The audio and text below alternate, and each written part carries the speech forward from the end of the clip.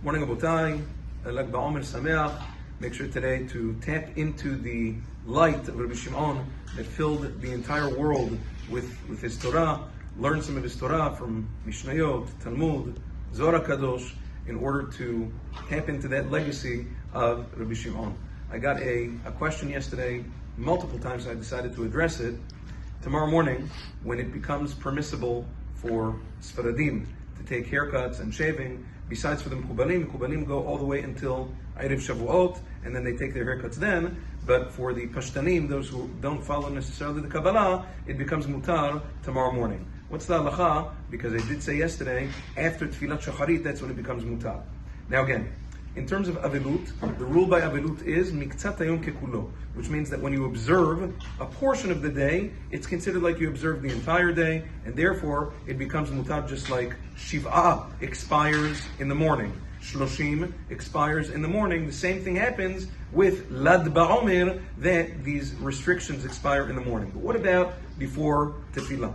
Now, technically, you don't need to pray Shacharit in order for it to be considered morning. Morning is morning, even before Shacharit.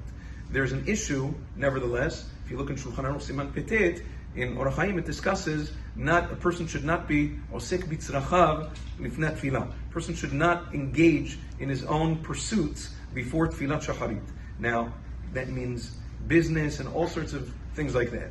There's a question among the poskim, what about haircuts and shaving? Hagon Yalkut Yosef writes in Siman Petet, he says, for those who are noheg, those who customarily shave every day, it is permissible to shave before the tefillah. Why? Because that's something also that enhances your tefillah. You come to tefillah looking fresher, looking nicer, just like you're allowed to take a shower before the tefillah, just like if a person needs to do some exercise, you're allowed to do exercise before the tefillah because it gives you energy. Same idea is that you're allowed to shave before the tefillah because it makes you look nice.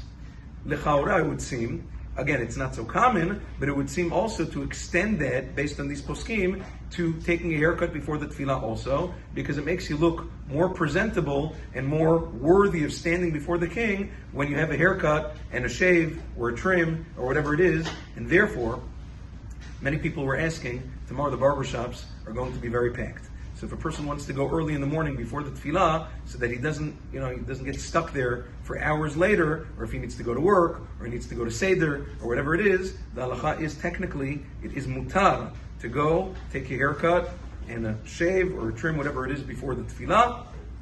It is considered kavod tefillah. We are not concerned, modern day poskim say we're not concerned about the scissors or the machines breaking because there's always an alternate, so we're not concerned about that happening either. So it's mutar to do so before the tefillah, as long as obviously the sun has already risen, it's already nitzach hama, then you have miktzat hayom kekulo, and you can do that. Just very, very important, if you're taking a haircut, make sure to take a shower before you go pray, because the cut hairs in your hair can be a chatzitza for the tefillin. So if you're taking a haircut, make sure to take a shower before the tefillah, and make sure to dry your hair well, because otherwise that can mess up the tefillin as well. Have a wonderful day.